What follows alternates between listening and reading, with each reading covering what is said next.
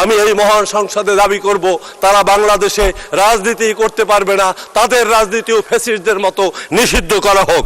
গত ইসলামের নামে যারা রাজনীতি করেন, গত নির্বাচনে তারা ভোটের বিনিময়ে মানুষকে বেহেশত দিয়েছেন। আমরা দেখেছি মাননীয় স্পিকার বিড়ির সুকটানের মধ্য দিয়েও তারা বলেছে যে সকল পাপ মওকুফ হওয়া যাবে।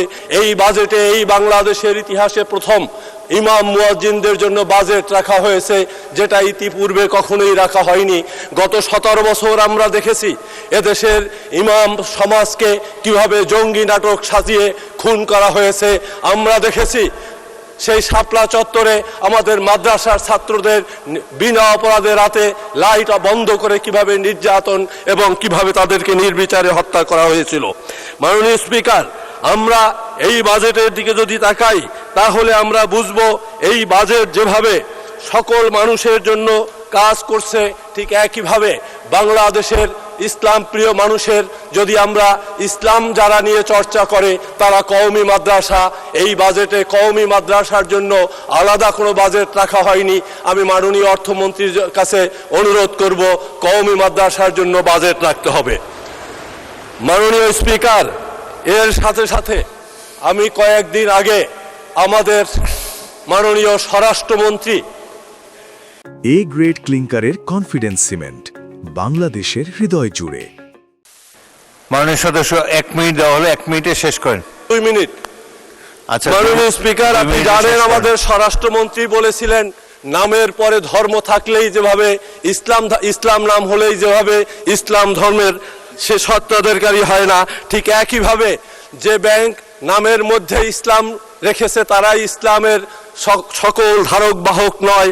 যে রাজনৈতিক দলটি নিজেদেরকে নামের আগে বা পরে ইসলাম শব্দ বলে তারাই ইসলামের সব জায়গায় নিয়ন্ত্রক এমন নয়। কিন্তু আমরা বরং দেখেছি গত ইসলামের নামে যারা রাজনীতি করেন, গত নির্বাচনে তারা ভোটের বিনিময়ে মানুষকে বেহেশত দিয়েছেন।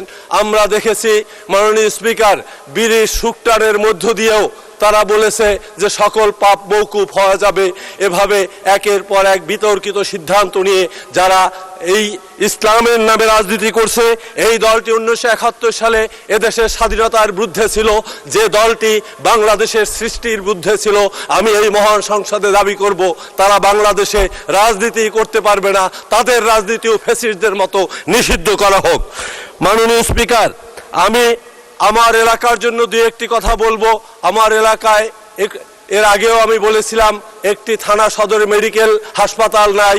আমরা 100 শয্যা বিশিষ্ট যে হাসপাতালটি হচ্ছে সেটা আমরা কাঠালিয়া উপজেলা সদরে চাচ্ছি। মাননীয় স্পিকার, আমাদের রাস্তাঘাট অত্যন্ত খারাপ অবস্থা, নদী ভাঙন, এগুলো রক্ষা করার জন্য কাজ করতে হবে। মাননীয় স্বরাষ্ট্রমন্ত্রীর দৃষ্টি আকর্ষণ করে বারবার বলছি, মাদক অত্যন্ত ভয়াবহ রূপ নিয়েছে। মাদক নিয়ন্ত্রণ করতে হলে পুলিশ সদস্যদের সুযোগ সুবিধা বাড়াতে হবে। থানায় গাড়ি নাই, আসবাবপত্র নাই, সুতরাং মাদক আমাদের সমাজকে যেভাবে ধ্বংসের দিকে টেনে নিয়েছে, পুলিশকে আরও সুযোগ সুবিধা দিয়ে এই মাদক নিয়ন্ত্রণে কাজ করতে হবে। মাননীয় স্পিকার, সময় যেহেতু নাই, আপনাকে ধন্যবাদ দিয়ে শেষ করছি।